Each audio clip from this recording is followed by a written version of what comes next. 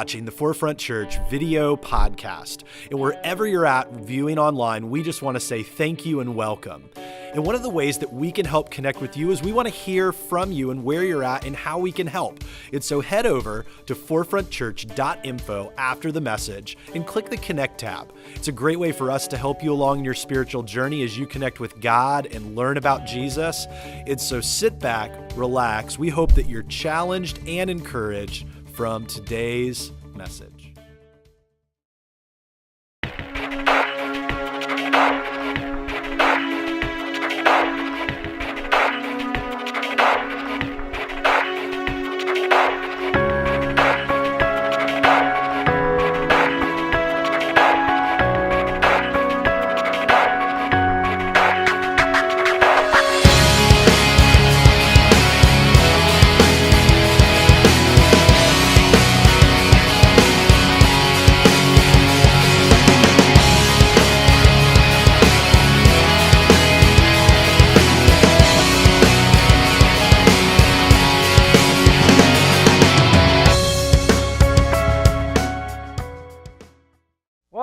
How's it going? That's pretty awesome. All right. My name's Dan. I'm really glad you're here today. So, who's watching the Olympics? Yeah. All right. We all have our favorite events, right? I have two. First one is anything alpine. Like, to me, if you can strap something to your feet and hurdle yourself down a mountain or over something on snow, I am all about that. And my second, actually my secret favorite is curling, right? Yeah, right. CNBC, all curling all the time. But curling is great. Think about it. You get to throw rocks. You get to yell at people, okay? There's some people who have no idea what I'm talking about. They're like, this is an Olympic sport. Right, and like the shoes, they wear these cool shoes, like you can slide on the ice, and then they have that one that you put on when you're going to be the sweeper, right? And how about the brooms, right? Kind of like high-tech Swiffer, right?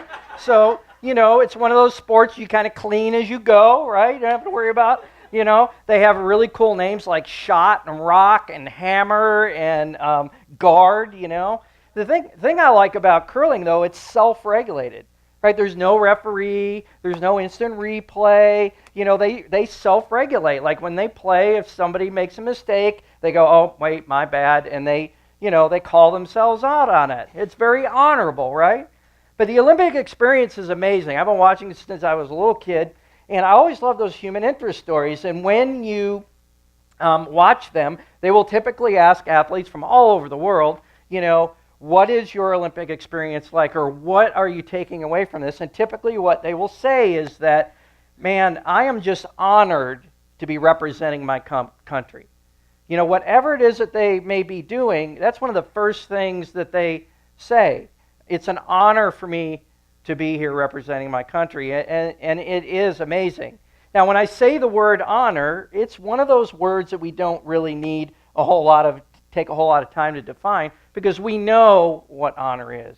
We know that honor can be somebody who has done something amazing. It's something that we hold up with like high esteem and high distinction. You might think of an award or an honorable action or some sort of thing that's just amazing that we honor. And we know it means that we want to give something recognition. There's some effort that we will put behind in honoring somebody. It's something that's set apart. It's greatness, Honor is what we do when we want to recognize something that's amazing, something that's worthy of our respect or our esteem or our admiration. Now, and you know what? We know it when we see it. We know when something's amazing and we go, oh my gosh, that is awesome. And it's sort of like when you go to a concert to see your favorite band. You have anticipation of what you're going to hear, and then you hear it, and they play the song or whatever venue you're in, and what do you do when you hear, oh yeah, kind of like what you guys did for the band. We applaud, right? And then if the show's really great, by the end of the show, we are on our feet, man, and we are standing ovation time. And then what happens when we get to the very end, and we know the concert's coming to an end, we're getting kind of bummed out now, so what do?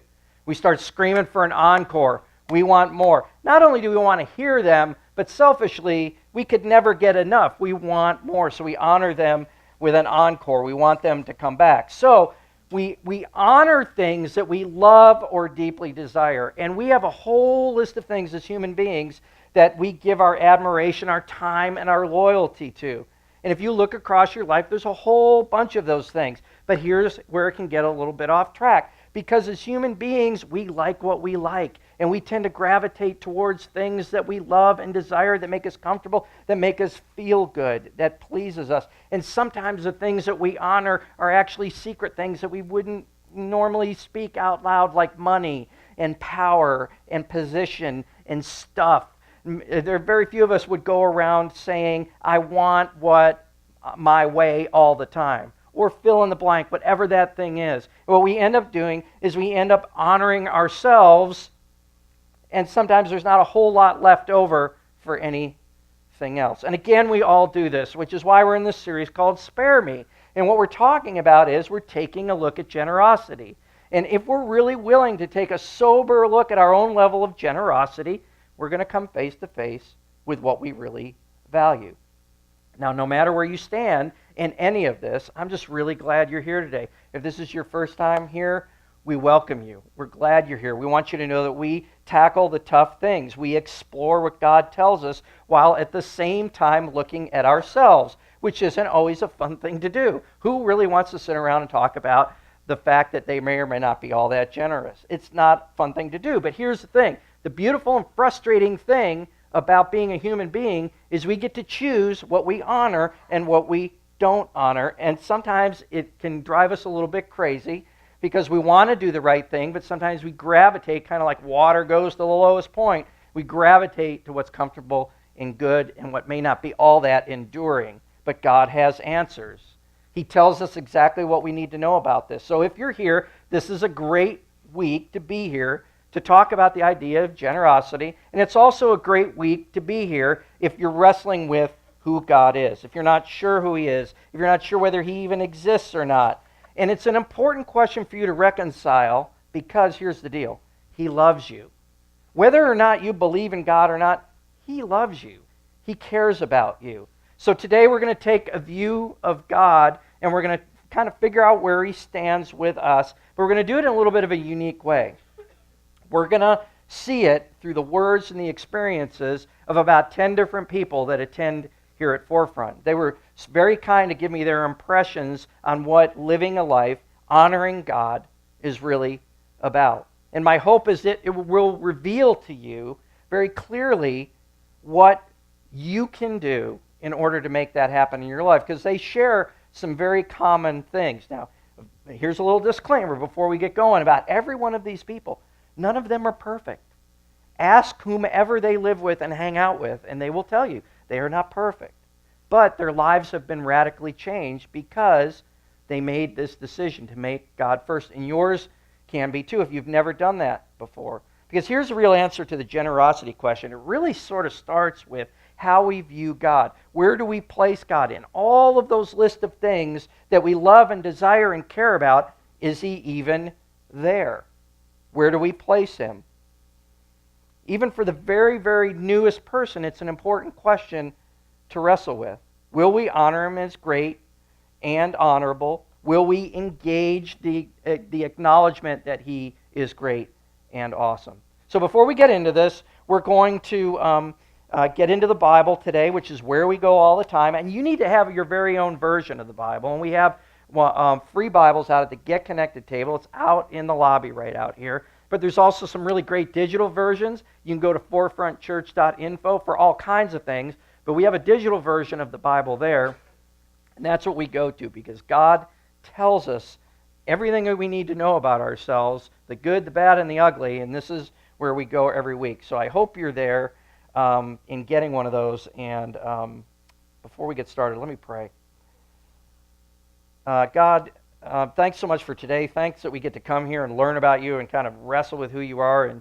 And you know, generosity can be a really difficult thing to deal with, trying to figure out what we honor, what we don't, what we desire, because there's so many great things out there for us. What do we do? So I'm praying that you would help us to hear what we can do, a step that we can take, a move that we can make, that you would become real to people who may not know who you are or may wrestle with whether you even exist or not. Wherever we all sit today, speak to us.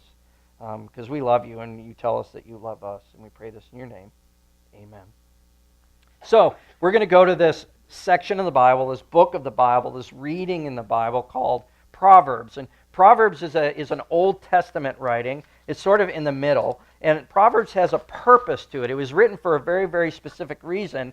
And in the very, very, very first chapter of Proverbs, in verse 2, we read exactly what that purpose is. And it'll be here up on the screen if you don't have it in front of you.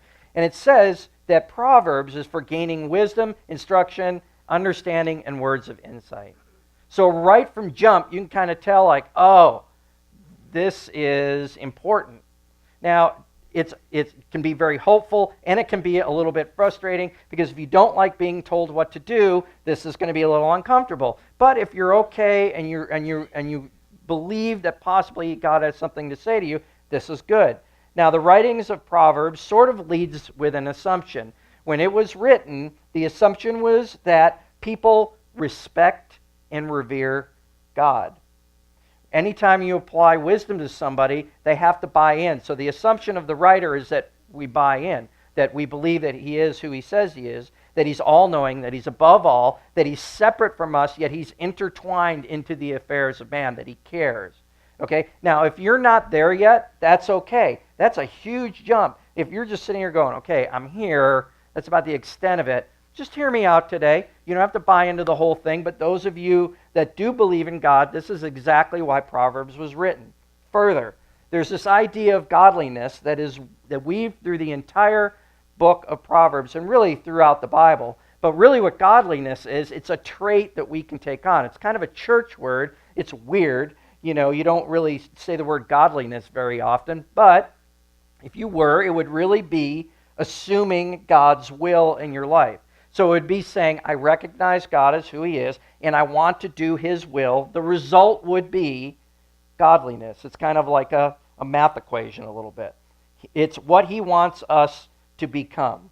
So Proverbs is very simple in its outlay. It's very clear. They're very, very short little snippets of wisdom, but it's very, very difficult because it's truth. And anytime we deal with truth, we are going to eventually run up against a truth or two that we don't really like very much. But here's the deal. If you desire truth, you get to choose whether you'll hear it or not, and you will hear it in God's will spoken through these Proverbs.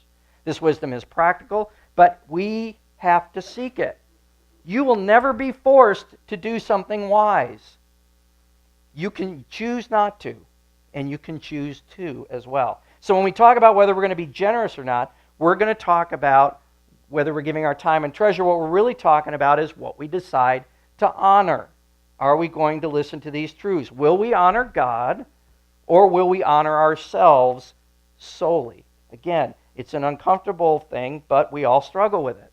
So in Proverbs chapter 3, verses 9 and 10, we have a very, very clear picture of what God desires for us, beginning in verse 9, and it'll be up here on the screen.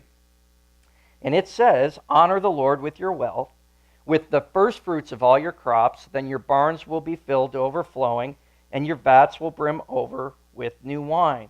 In the very first 3 words of verse 9 is really the answer, the conundrum, the frustration, the hope, whichever way you want to look at it. Honor the Lord. We find ourselves face to face with the actual question, not whether we'll be generous, but whether we'll honor God. Will we choose him? Do we see our generosity as a direct recognition of who he is? Is he worthy of our honor and our reverence? Will we honor him with our first and with our best?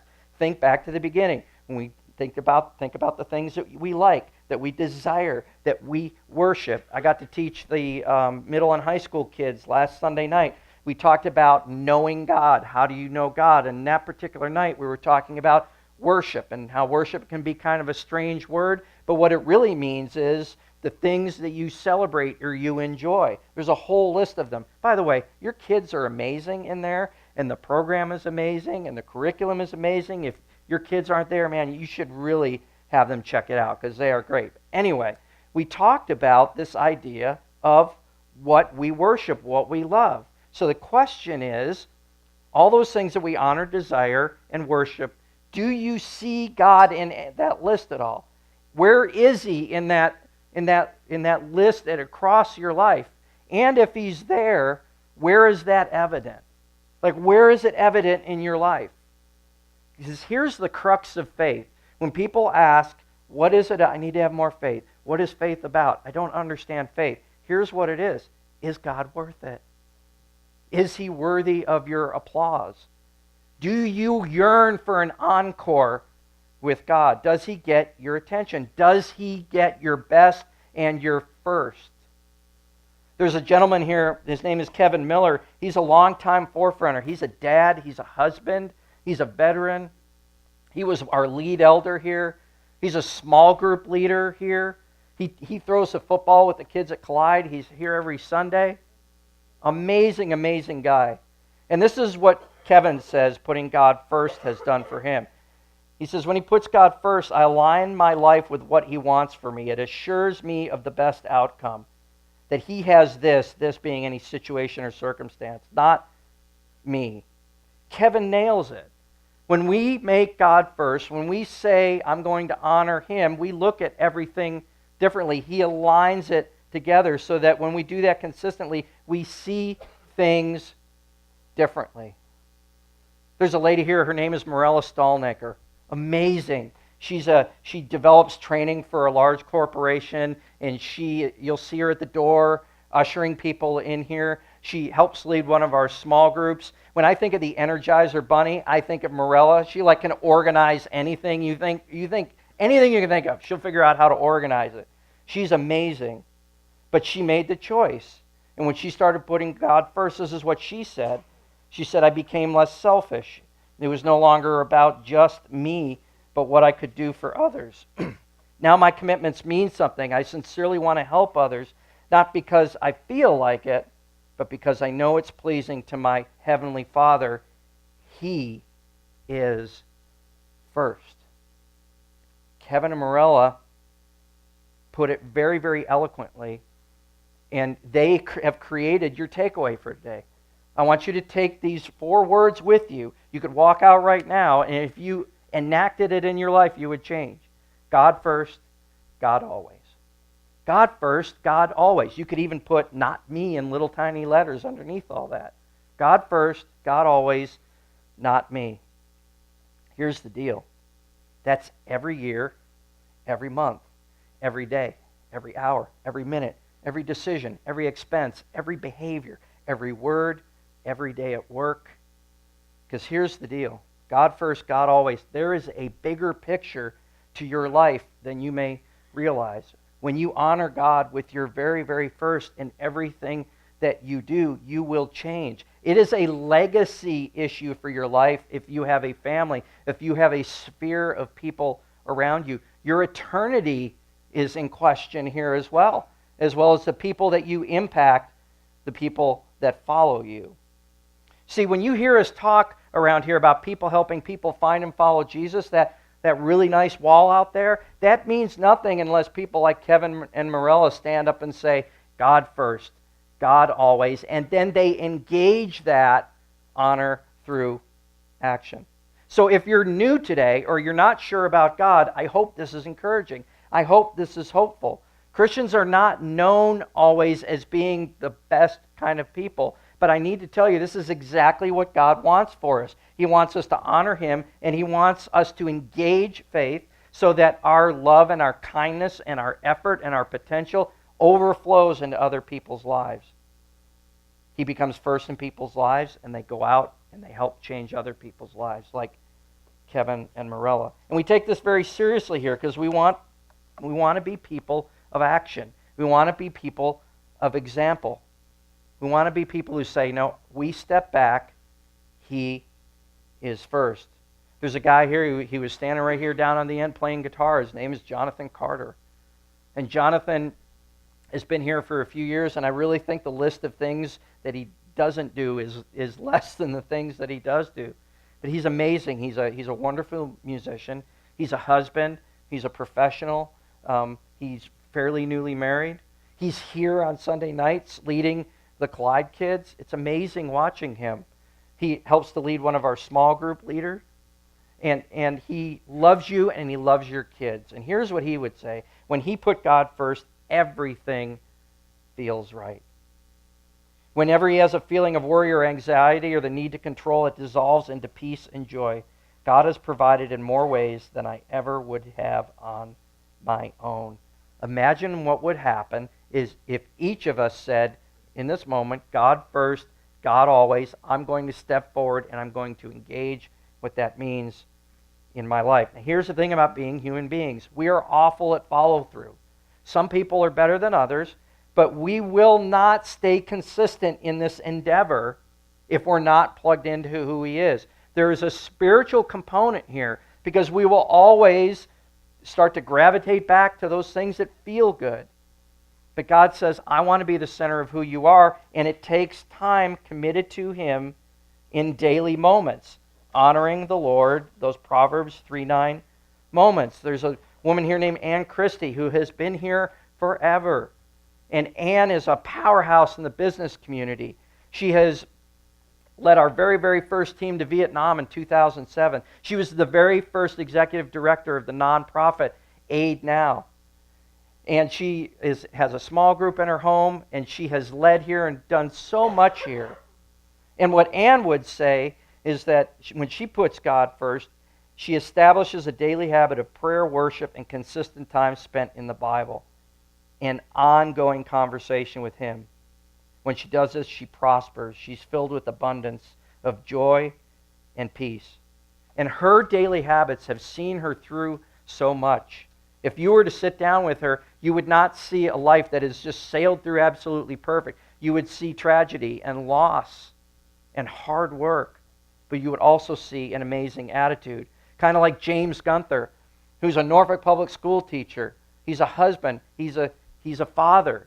He's our lead elder here at the church. He leads a small group, and most of the time, you'll see his crazy butt leading those kids in elementary up there teaching every week. He is amazing.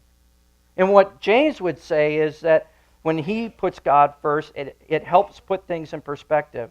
That when he takes his time in devotionals to God, it has helped him in his journey by being focused on things that I need to improve on. If you were to ask James if anything that he honors God with would ever happen if he didn't do that, and he would say absolutely not. So look at what you have here. Jonathan, Ann, James. Look at it like they're nourishing themselves with God. That doesn't happen unless they say he's first, always. And in their imperfection, the beautiful way that they serve God is absolutely amazing. They're engaging their faith. How about honoring God in your relationships? Relationships aren't perfect. What do? We have a woman here by the name of Gina Barnett who has served in so many places here at Get Connected table. She leads a small group. She teaches kids in our elementary class. She has just been, her fingerprints are all over things that have gone on here. She teaches college. She's taught high school. She was a single mom. I've known her for a really long time. And Gina is very succinct. And she said that when she put God first, I forgive others and myself for being flawed people. If you knew her, man, what a journey that is. Do you know that letting go is a form of generosity? Wouldn't you just like to let go and be generous and move forward?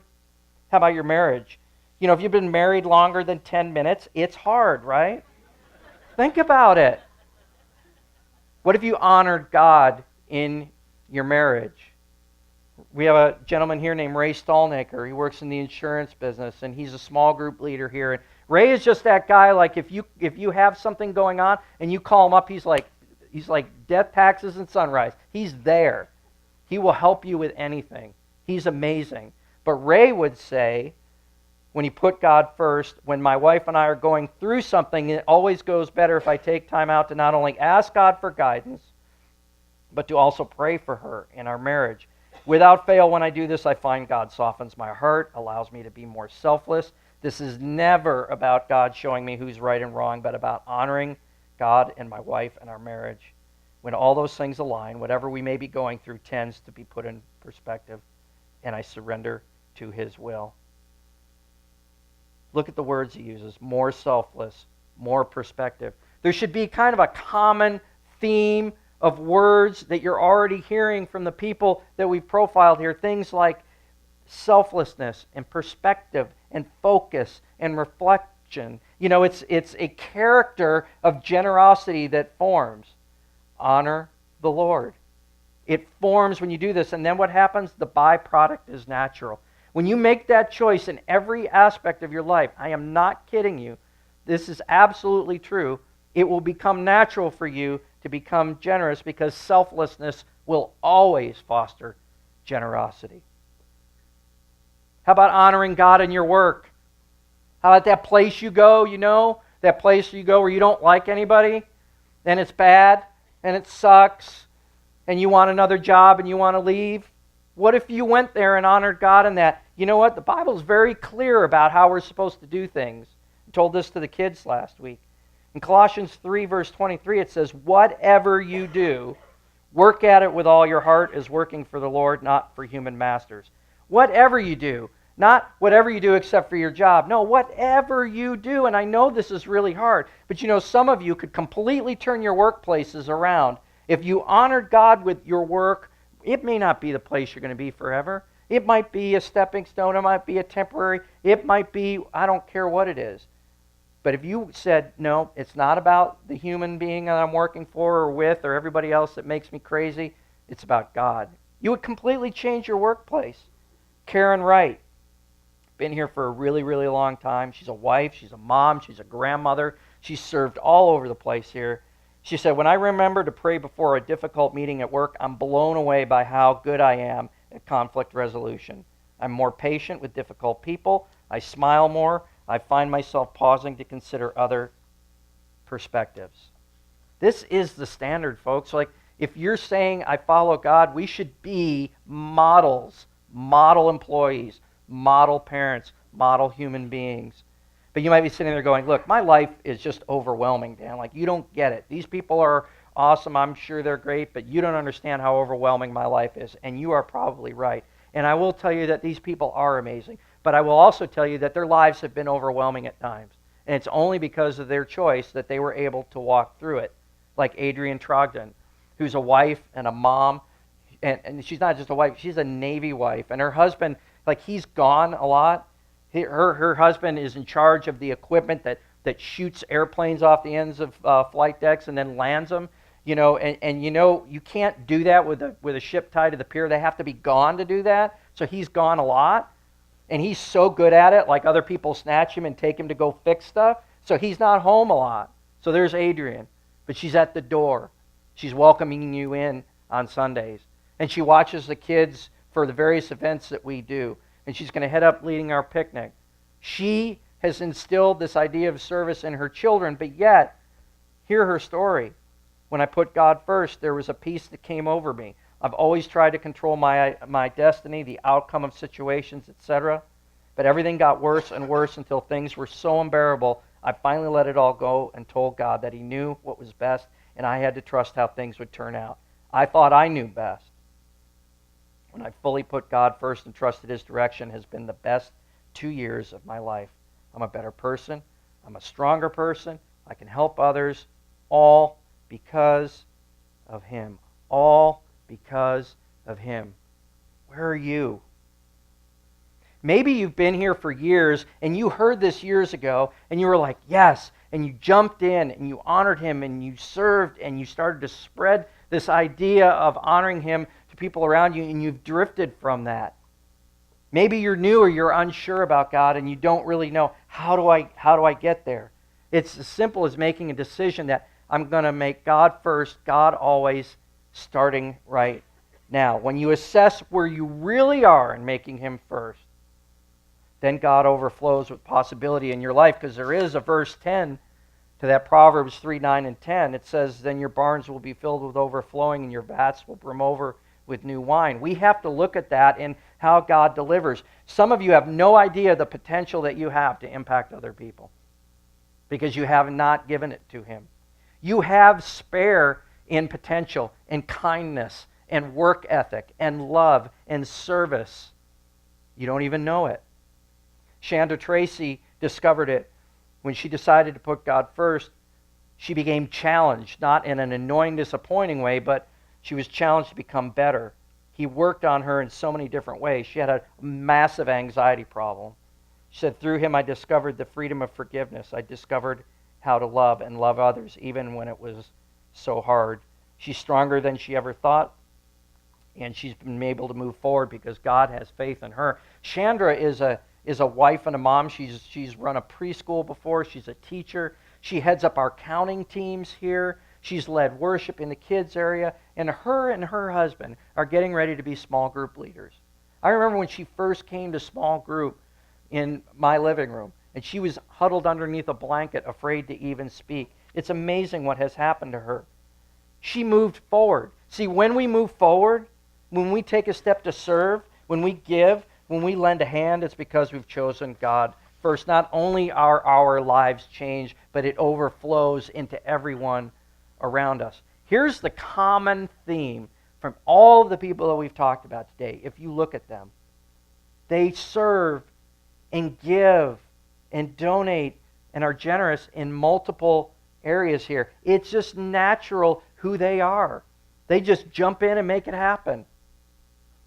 Engagement leads to action, and there is a ripple effect of that. Just casually look around here. Your kids are not in a daycare. As soon as they're able to comprehend anything, we are teaching them about the love of God. We are teaching them God first, God always. And it takes volunteers to go back there and do that, and they are there. Kids are being taught. There are nonprofits, Aid Now, Crisis Pregnancy Center, people in need that we support financially because they're making huge gains in the community and saving people's lives. We've built homes in Mexico. We're feeding a community of children 10,000 miles away in Vietnam where it's snowing and they're walking in sandals as we speak right now.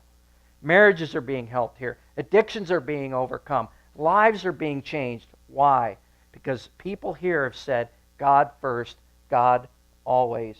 What would be the ripple effect if you made that same decision? If you stepped out just a little bit? There's a perfect place for you.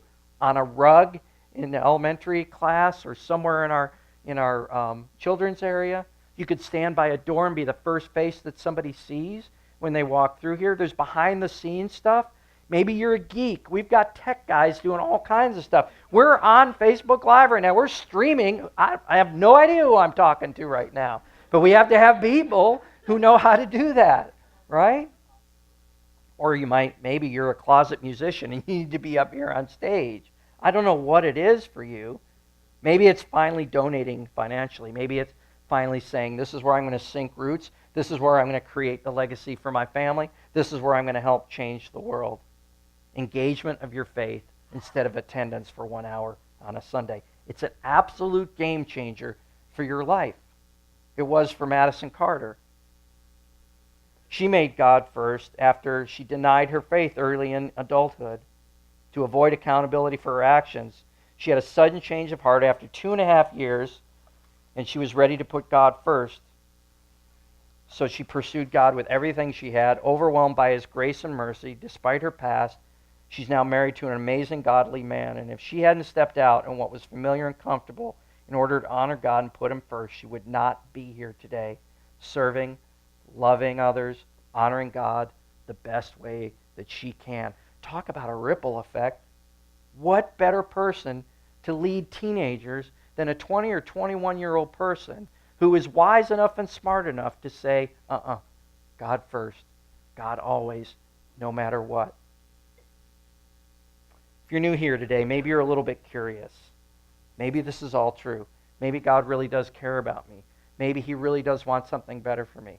Maybe you've been here for a long time and you've just kind of sat back and watched this community. Man, we've got a world to change. If this is the least bit attractive to you, it's worth taking a step. It's God first, God always. Generosity will always follow. You will find a way through because He'll be there. So take a step. Serve. Give. Maybe you've been thinking about baptism and you've been thinking about it for so long and you don't even know why you're still thinking about it other than you haven't done it yet. That might be the thing that you need to do. Fill out a connection card. Let us know. Grab me afterwards. Let's figure this out. If you've been here for a long time and you're not engaged, let's get engaged, man. We got a lot of work to do. There's a world out there, in case you haven't noticed, that's craving for kindness and love and people who are going to overflow with care and concern and compassion and answers and truth. That's us. Because he deserves our honor and our first and our best. Kevin Miller said it. When I put God first, I also know that the one who created me and all that I love will give me life and life to the fullest when I choose him. Yes, Kevin, you are absolutely right. And I thank you for the honor of your time today. Let's pray. Thanks for tuning in to the Forefront Church video podcast. Our hope and prayer is that this has left you encouraged and challenged you in your faith. And you might have some questions and some ways that you want to figure this out, and we want to help with that. Head over to forefrontchurch.info, and there's a couple different ways that you can connect. Click the Connect tab and let us know how we can be praying for you, or a staff member can be contacting you this week. Maybe you have just been encouraged by this and want to support the ministry here at Forefront Church. You can click the Giving tab, as well as other tabs that are in there to help you along in your journey with God. And so we're thankful for you. Thanks for tuning in, and we cannot wait to see you again here online on the video podcast. We love you, and we'll see you then.